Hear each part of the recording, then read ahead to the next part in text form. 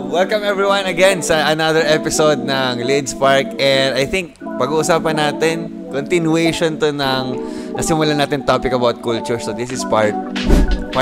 Medyo nabitin tayo sa oras. Oo. And yun nga, paano natin sisimulan ulit to? Recap lang natin. Ay. Ano ba yung culture? Okay, sige.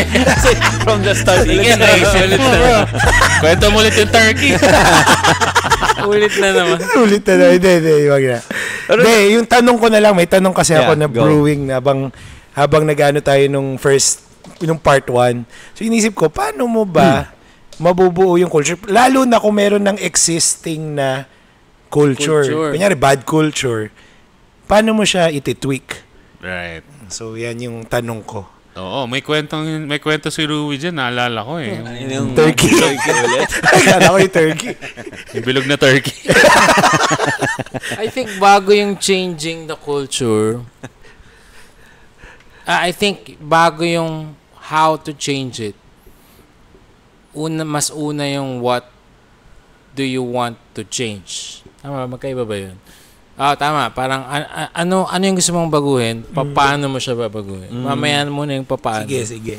So I think very important yung which we said last episode na I think you have to define the things that you want, the things that you value. Yeah. Kailangan mo siyang isulat.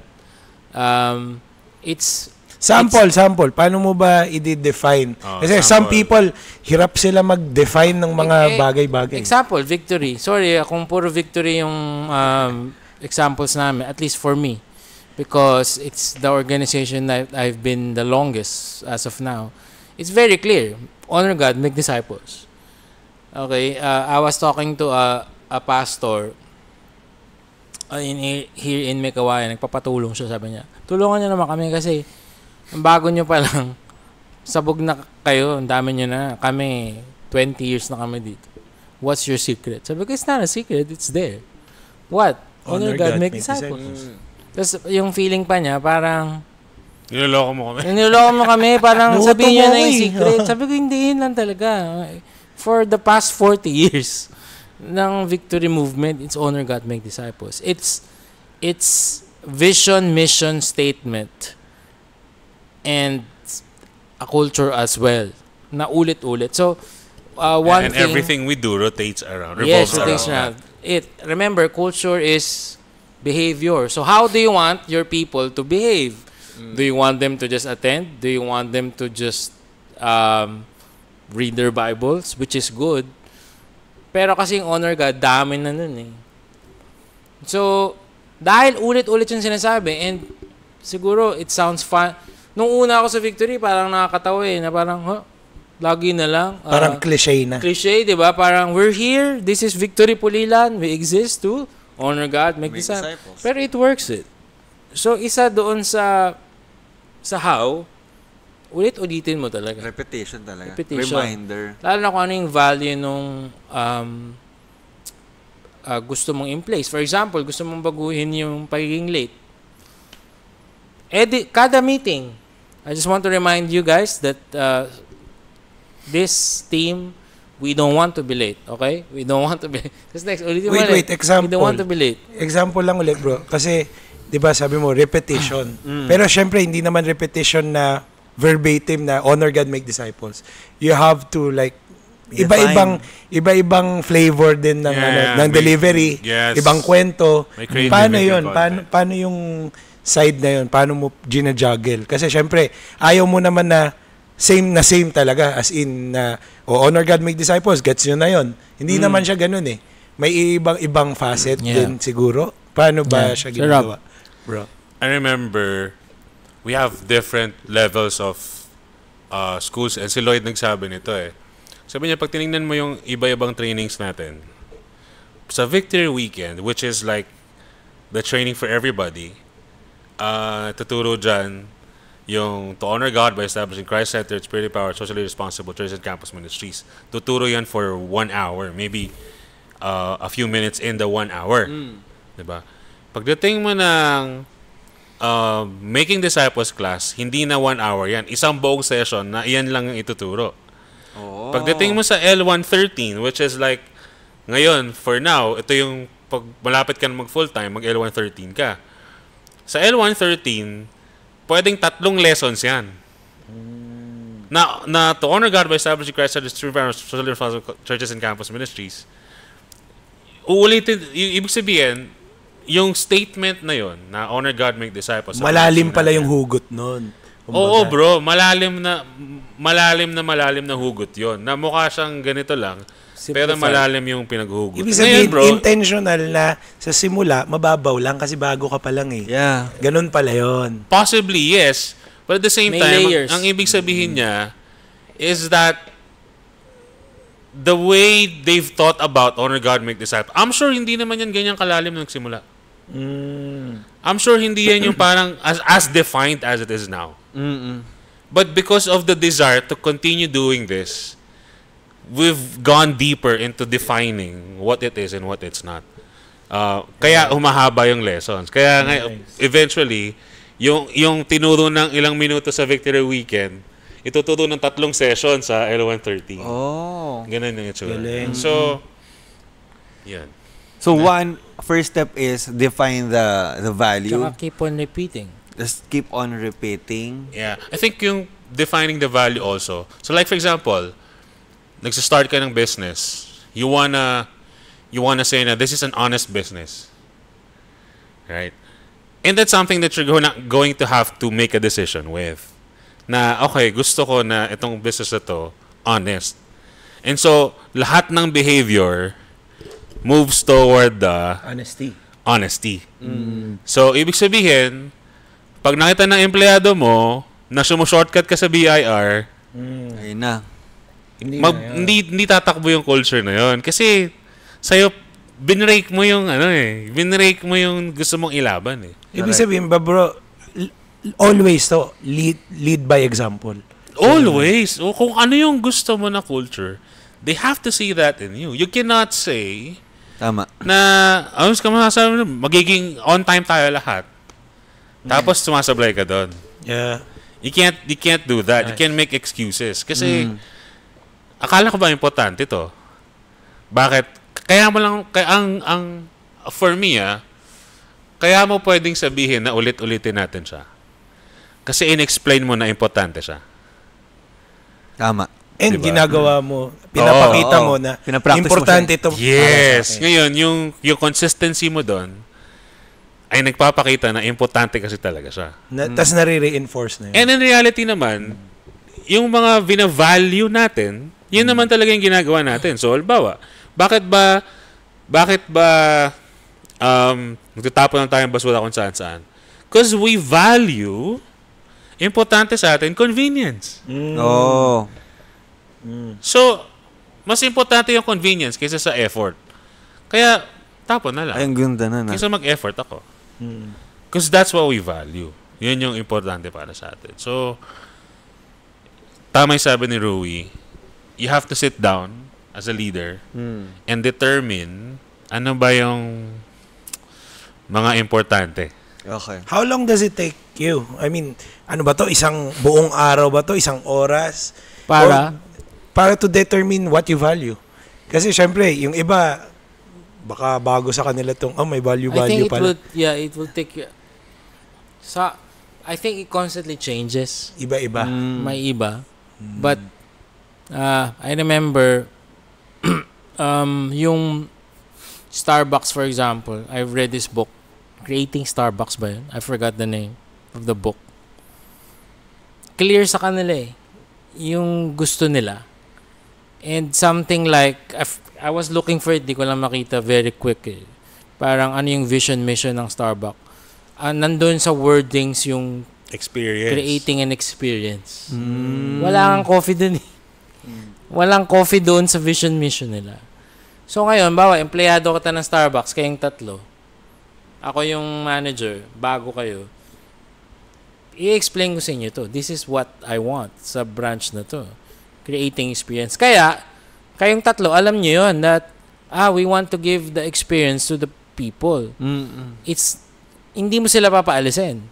Diba? When was the last time na pinaalis kayo sa Starbucks. Never. Closing na po. Walang ganun, di ba?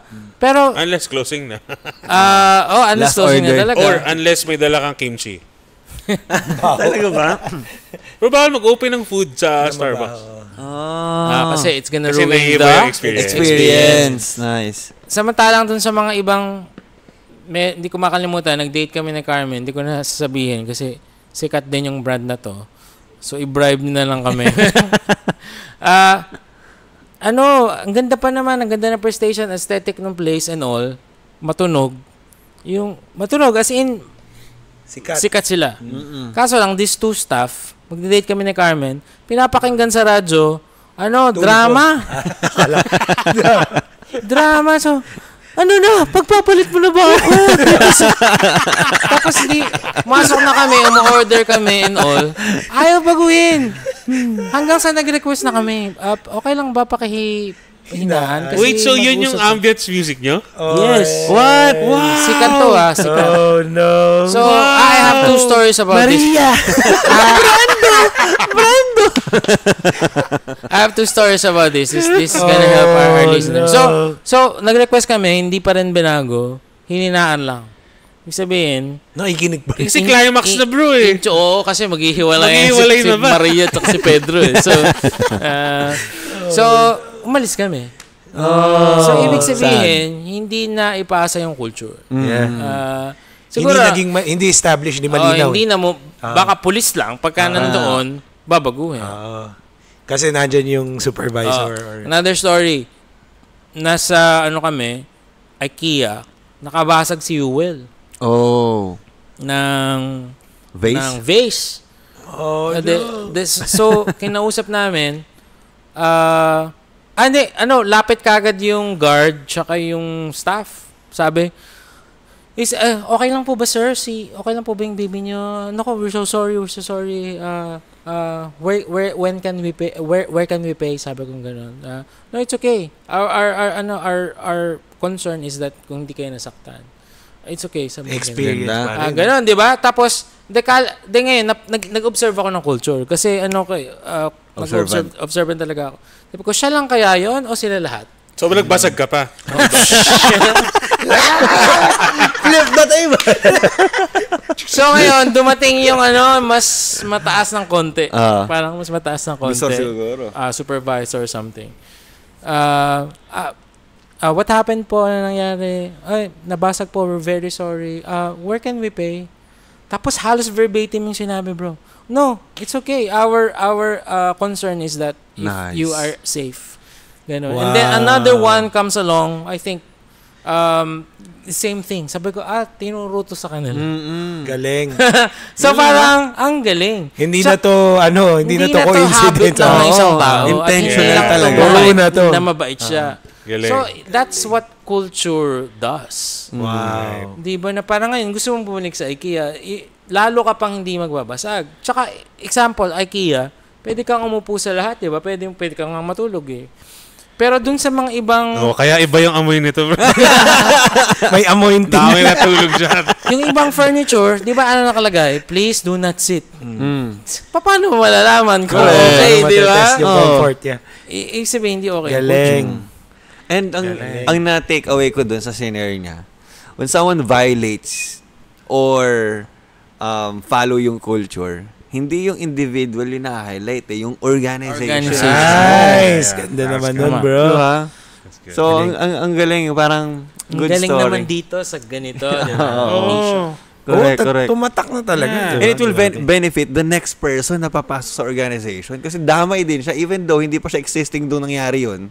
Pero damay na rin siya kasi part na siya ng organization. Tapos, yung naka-experience ng good culture, champion na rin siya ng good culture. Yes. Kaya kwento niya na to. Yes. Ganda dito sa katulad ng ginawa. Yun yung benefit. Nice. So, nabibuild yung brand mo. Correct. Nice. Because of the culture that you have. Nalala ko naman, may bad experience kami. Yung alam mo yung mga samjupsal na naniningil pagka may sobra, bro. Hindi ko maintindihan, bro. Hindi Chinese ako. Parang, sir, leftover po. Bro. Tapos yung... Isang muya na lang. Ang technique doon, i-distribute mo yung... Bro, super strict, bro. As in, sir, may leftover po kayo. May 3 chicken pa. Isang chicken po, 20 pesos. Oh, no. Bro, legit, bro. Hindi ka na babalik, no? Siningil yung, may 5 sobrang chicken. Siningil yung, bayad pa kami extra 100. Kasi malungkot na kami, hindi namin kaya ubusin eh. Nagkakaaway-away na kung sinong kakain ng piece eh. Bro, 5 na, ano to? Hindi pala samjupsal, ano to? Only wings. Only wings, bro. Only wings. Bro, 5 na chicken. Nagbayad kami ng 100 pesos. Tapos parang, ano ba yan? Pag kinain ko yan, di nyo din namin mararamdaman eh. Piniperahan nyo pa kami sa sa policy. Oo, dahil sa policy na tira. Pero na hindi pinag-isipan maigi. Sa totoo lang naman, pwede namang ibulsa ko yan sa bag ko, di ba? Yeah. So, anyway. Gagalit si Rob. Chicken wings. Culture. Pero yun, no? So, set what is important. Correct. And then communicate it. No? So, ulitin. Communicate. Oo. Sa ulitin. And then, kailan yung trimming down ng hindi dapat gagawin to? Sabay-sabay na ba nangyayari yun? Yan. Going back sa unang tanong ko. Paano kung may existing ng bad culture? So, may bad culture dito. You're coming in na you want to implement something yes. Paano ang gagawin? Diba? Yeah. Kasi parang nare-relate ko siya doon sa you cannot erase a bad habit. You can always replace it. So, hindi siya tipong, bawal to, no? Huwag na natin siyang gawin. May i-replace ka.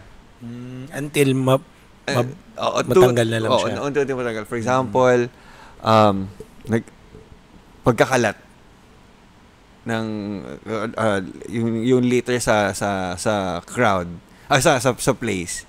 Hindi siya tipong, syempre pwede mo sabihin na bawal magkalat. Pero, importante din na sabihin natin, itong mga bins na to are, kumbaga, designed para sa recycle, sa paper, sa plastic. So, hindi mo lang sinabi na bawal ka magkalat dyan. Ang ginawa mo, ito na yung mga may in-introduce trash cans natin. ka na Nag-introduce bago. ka to replace yung pinalitan mo yung value nila. Yeah. So, ibig sabihin ba nito may i-introduce kang bagong sistema, bagong behavior, ganun ba siya? I think kapag may gusto ka nang i-erase, very intentional ka na mag-introduce ng something new. So, hindi mo lang sabihin na mula ngayon, bawal na to. Diktadurya, ganun. Bawal na to. But you're gonna actually do something that overlaps or supersedes yung gusto mong palitan. So, parang belief, no? Di ba? Kasi yung belief, pagka meron kang belief, ilalaban mo yung pipilit mo yan unless there's pero something pag higher, parang, mas malalim yung hugot. Parang pag may nalilate, hindi mo pwede sabihin, pwede mo sabihin na, wag na tayo malilate or you define it. Okay ba? 30 minutes before, nandito na tayo. So, you're replacing yung bad habit with a good habit. I guess kasi in general, we should not talk like that. I mean, if we have to inspire people, diba? To change. So in general, whether may papalitan kang culture o hindi, sana wag kang ganun na, simula ngayon, taas yung sales nyo Hindi, you have to inspire them to actually do what you want them to do. Diba? So, kaya depende talaga yung time ng pag-iisip nung paano mo i-communicate yung value mo. Tama. Kasi maraming yun paplanuhin mo talaga how to say it. Kasi hindi pwedeng random. At saka one at a time. You can't lahat. Bagsak. Ito yung mga mali natin. So, lalo na yung halimbawa, successor ka. Right? You're succeeding someone else. Tapos nakpensahin mo, kailangan ayusin to. You can't come in and say, okay, first month, ito yung gagawin natin. Okay? Kalimutan nyo na lahat ng natutunan nyo for the last 20 years. Ito na ang bago natin gagawin. You can't do that. Yeah. You can't do that. So may resistance talaga din. Right. Or, possible na may company ka, hindi ka naman successful, may company ka, napakinggan mo tong episode na to. Tapos realize mo, kaya pala ganito yung mga tao ko kasi pinabayaan ko lang. So, mamili ka muna kung ano yung mga gusto mo na isa-isa lang. O, isa-isa lang. One step at a time. And I read na may mga parang cornerstone habits si Charles Duhigg, yung Power of Habit, sabi niya, So this is how you build habits, sabi niya. Pero may mga cornerstone habits. Ibig sabihin, may isang habit na pag sinimulan mo ng tama, mas madaling gawin yung iba. Oo. Parang keylogs, no? Parang gano'n. So for example, for us, ang habit ay gumising ng maaga, magbasa ng Bible, mag-workout. Diba? Ang cornerstone habit nitong tatlo na to, gumising ng maaga. Matulog ng maaga. Kasi pag natulog ako ng maaga, kaya kong gawin yung tatlo. Pero if I fail doon sa matulog ng maaga, hirap gumising, mahirap ganito. So, mahirap solusyonan yung tatlo kung meron palang galing. So, sabi niya, possible na as you're listening to this and you're thinking about the culture in your organization, isipin mo muna, ano ba yung parang feeling mo pinaka-kilog na pag naayos mo, mas madaling mag-flow yung root, kumbaga. Bagay-bagay. Galing yun, tama yun. Ganda nun Kaya pala late ako nagigising. Gustong Hindi gawin ka natutulog. Kasi nagpupuyat tayo, parang ngayon, di ba? Ano ba lang, alas 8 pa lang. Pero tama. Galing. Yun, gusto ko yun. Duwig. Parang Power of habit. Yung punchline na matulog ng maaga. So dikit talaga yung culture and habits, no? Oo. Ano yung mga events or tools na makakatulong? Kasi syempre, siguro it will take months, years para talaga ma-establish yung good culture. Pero ano yung mga pwedeng makatulong para mas mapadali ba yung kung meron mang ganun. Oo.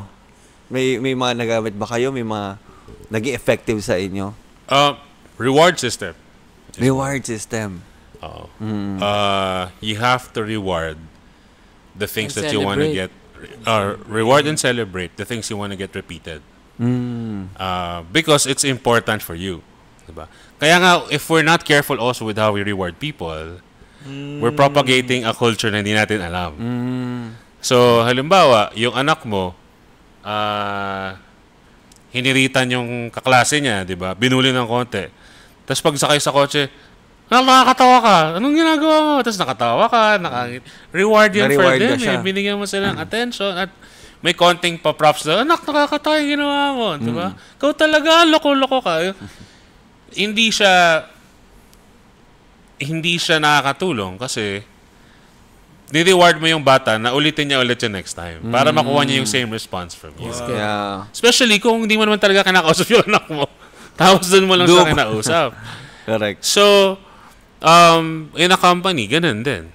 Diba? Kung ano yung pinapansin mo, kung ano yung nire-rewardan mo, bigyan mo ng effort, ng time, that's gonna be repeated. So, you wanna be mindful. Diba? Sino mga binibigyan mo ng raise? Sino yung mga binibigyan mo ng incentive? Sino yung mga binibigyan mo ng bonus? Yung mga tao, and I've seen this, and I've read organizations na sabi niya, yung binabasa kong book, Mindshift, sabi niya, for the longest time, ang nire-rewardan ko yung mga taong may issues sa simbahan. By doing what? By spending more time with them. Kasi yung mga taong walang issues sa simbahan, hindi ko pinapansin. Kasi wala naman sila okay naman sila eh. That's good. Wow. Sabi niya, tapos nung matanda na ako, na-realize ko, I should have flipped it around. Wow. Sabi niya. So, a reward system, a celebration, a way of celebrating, a way of highlighting also. Kung ano yung... Kaya di ba sa atin, lagi tayo may discipleship stories. Yeah. We do a conference once a year just to remind everybody that we're still about discipleship. Nice. Yun. So, I think if we're talking about tools, those are tools that we do.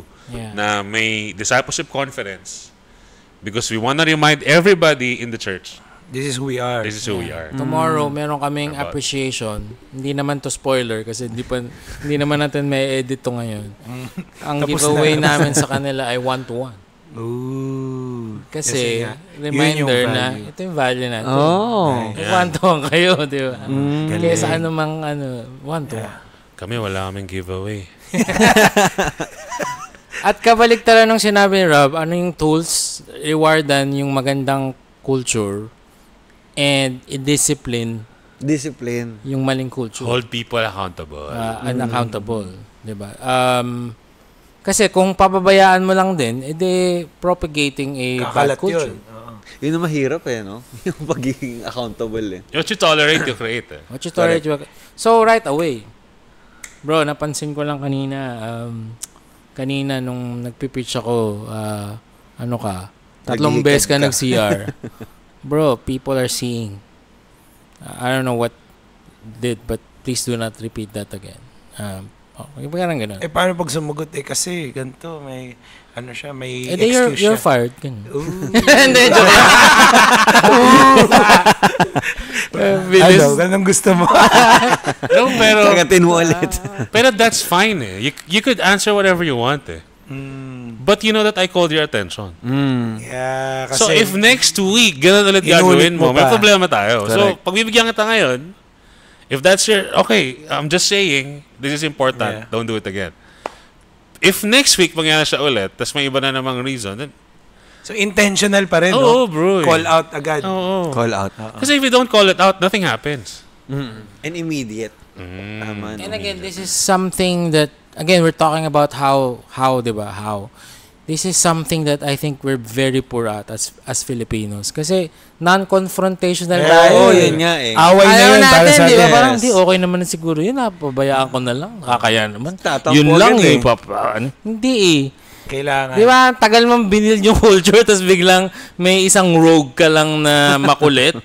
tapos papabayaan mo siya. Ngayon, masishift yung lead. Remember, alpha yung mga tao, di ba? Parang looking for the alpha. Na parang, mas okay pala to Parang gagawa niya yung gusto niya Sayang naman, di ba? So, wala talaga. We have to do the hard thing and talk. Which you're gonna be surprised. Kapag sinabi mo, magsusorry naman pala ganun ba? Sorry. And diba? Ma-appreciate din pala nila. Yeah. Most people naman don't really do things intentionally. They were just culture siya sa bahay na bit lang nila. Unconscious naman So when you call it out, okay. Sige po, noted. Next time. Yeah. Tapos na. It's not like a long conversation and na maapektuhan yung friendship nyo na FO na pagkatapos parang 11 years na. Yeah. 11 years. Meron ako nakitang, kung napansin, napanood nyo din, yung may video, parang sa clinic. It talks about tradition. Parang dinidepict niya yung traditions and culture na parang may mga actors muna. And then may beep sound. May beep sound na every 5 minutes. Pag narinig nila yung beep sound na yun, lahat tatayo. Ayun, nakita ko yan. Crazy. Di ba? So, sa una, isa lang yung tatayo, right? Lahat tumatayo. And then, nagpapasok sila ng bagong tao. Tapos yun, narinig niya yung beep sound. Siya lang yung hindi tumayo. Another beep sound, siya lang ulit hindi tumayo. Hanggang sa, for whatever reason, tumayo na lang siya. And then, binigyan ng oras, unti-unti, pinapapasok sa room yung mga actors. Hanggang siya na lang yung mag-isa. Ngayon tinignan na nagkaroon ng beep sound ulit. Tumayo siya mag-isa, wala na nakatingin. Culture. Ang nangyari ba nun, ang maganda, may mga dumating. May dumating ng mga bago na hindi. Wala na actors dito. Ang naiwan na lang siya. Ang titignan kung kaya niya bang ipasa. I-lead. Ang nangyari, lahat sila. Hanggang sa po ulit yung room at nagbago na ulit yung batch, every time na may beep sound, tumatayo sila. Crazy, di ba? Parang ganun ka powerful yung culture. That's a perfect example ng more is caught than taught. Diba? Wala kang sinabi, walang verbal. And I think that's siguro dulo to dun sa steps natin. You have to model it. Yeah. Lahat ng, kahit sinabi mo pa yan, diba? Sabi natin, define mo muna. Ikaw muna mag-alam. Number 2, isulat mo. Number 3, ulit-ulitin mo. Number 4, mag-reward ka, and dulo model. Katulad nun, yung story. Mino-model lang niya. Actually, nakopya niya lang. Wala kang nagsabi sa kanya Hindi niya naman naintindihan. Pero, once you do it, people will follow you. Wow. And that's very powerful. Going to work early, 30 minutes early, people will notice that. They will follow you. And everything. Pag malinis yung bahay mo lagi, di ba? Parang, people will follow you. Malinis yung kotse mo lagi. Sorry na. Sorry. Guilty. Yeah, maayos yung presentation mo lahat. Yeah. People follow. Okay, no? And it feels overwhelming sa mga nakikinig. Pero at the end of everything na na-build mo yung magandang culture, grabe, it's beautiful yung mangyayari sa organization. May maganda, may positive result talaga na mangyayari. And ito yung something na gusto mong pag wala ka, maaalala ka nila kasi ikaw yung nag-build ng culture na to. So, yun yung benefit niya. Right? And some people probably, to some of you guys who are listening, probably you're not the leader of an organization. You don't have your own business. And you feel like, sige, pangit yung culture, pero I don't have the power to change it. I don't have the power to, okay, from this point forward, wala ako nun. And I think yung sinabi ni Rui, sometimes you're gonna start with modeling lang. Yun lang yung meron ka. Yun lang yung okay, mo-model ko na lang. Well, I think the best route is to talk to your boss about it. Boss, napansin ko, this is what we're doing. This is what we're, is this intentional or is this something that we want to change, diba? Is this something that you want to keep or you want to change? And why? Nice. And so, having that conversation helps. Pag sinabi ng boss mo, hindi ko na alam kung paano gagawin. O sige, boss, tingnan natin, diba? So, for some of you, na wala kayong powers feeling nyo to influence kasi the ball is not in your hands. Pwede mo pa rin siyang gawin ng, yun nga, kamukha sabi ni Rui, kung merong rogue na kaya mag-influence at sumira ng kultura, pwede rin na ikaw yung rogue na mag-influence at mag-aayos. Obviously, mas matagal yung route. Yes. Pero, meron kang pwedeng gawin. You can still model it. You can still show it to people. You can still be there until eventually, may mga tao na makakapansin. Until eventually, hopefully, diba?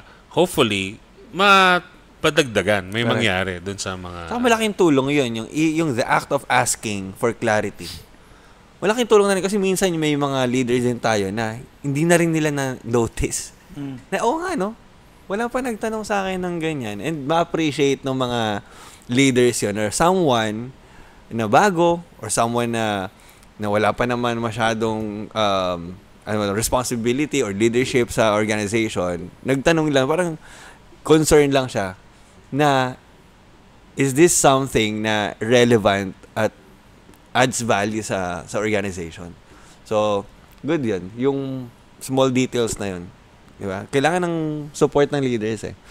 And anyway, takeaway. Ako bro, ang na-realize ko, ang bigat pala talaga ng role ng leader. Kasi, alam mo yun, yung malingat ka lang ng konti, kunyari, hindi mo naging lax ka. passive ka, okay ka na. Hindi ka na nag-desire to learn.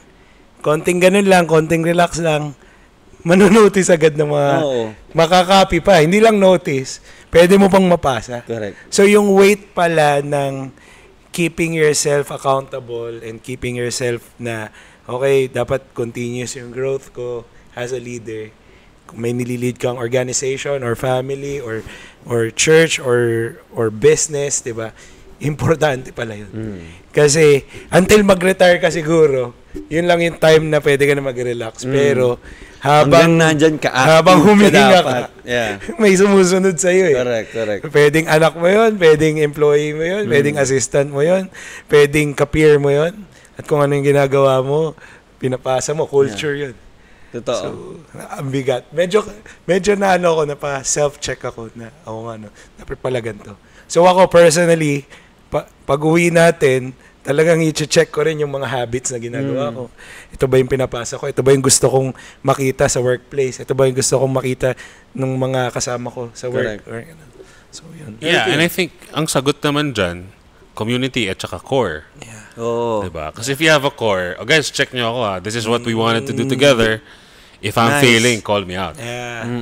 Diba? So, mabigat siya, yes. But, if you do it with the right people, mas doable siya. Mas madali siyang gawin. At makakabuti naman. Yeah. Hindi naman siya yung parusa lang. Parang, lagi ka na lang may bit-bit ng mabigat. Yes. Hindi naman siya ganun. Yeah. Galing. Mr. Ruby. Siguro, for the listeners, no, mabigat kasi yung bawa you're leading 20 people. Iniisip mo kagad 20 people that you're gonna influence. You can start with one actually. Na parang isa lang muna. Napapasahan ko lahat Carrier ng culture. Sana top leader mo yon. Sana meron din siyang somehow people that he's leading. Si Jesus din naman ganun ginawa. Tama. Peter, James, and John, diba? Kasi imposible. Well, we'll get there. Level 5 leader, diba? Sana. Na parang people follow you because of who you are. Kahit kalokohan na yung ginagawa mo. Maganda yun. Kasi wala na eh. Taas na ng credibility mo eh. But you can start with one. Okay? That's a good start. Na okay, papasa ko yung meron akong gusto mabago, kikwento ko muna dito. In fact, merong ito I do this yung Nemawashi, yung kung may gusto kong sabihin sa meeting, kakausapin na kayong tatlo before the meeting. Bro, napansin mo ba pag Christmas, hindi tayo nag-exchange gift. Ba't kaya ganun? Oo nga, no? Maganda kayong idea kung mag-exchange gift tayo sa Christmas. Oo, maganda yun. Tapos kaya siguro ngayon, pag binala mo sa meeting, nabenta mo na sila lahat. May buy-in May buy-in na sila. And that's a culture that you want to place. Versus na, nga pala, starting this, exchange gift tayo, batas yun. Hindi siya organic. Parang, si boss naman, dagdag pa sa gastos yan eh. Versus na benta, na inspire. So, start with a few if you want to push a new culture. It's good. Ganda yan. Ganda. Good? Galing nyo. Alright. So, ako, siguro, ang message ko naman ito sa followers. Kasi nga, kung iasa lang natin sa isang tao, sa isang leader yung pag-build ng culture, pwede, pero sobrang tagal or baka hindi maging sustainable siya. So, this is parang message to the followers then, part of the team, na may isa lang tinawag ni leader, pero everyone in the organization is leader at everyone contributes sa culture na yun. Good. Yeah. And then, I think Very that's good. it. Diba? Parang, kasi, for me, na-realize ko, ganito kahirap mag-build ng culture, and yung leader, learning din siya, work in progress pa rin yung leader. So, there will be times na siya mismo may lapses. And it takes good, concerned members of the team na mag-hold out or uphold ng standard ng buong grupo. And that's culture pa rin. Alright? So, that's it. Makapal ang topic natin. Sobrang substantial. I hope nagustuhan niyo yung 2 parts of this topic, yung culture natin. And if you like our work, support us, like, share, subscribe. See you. Bye. Have a nice day.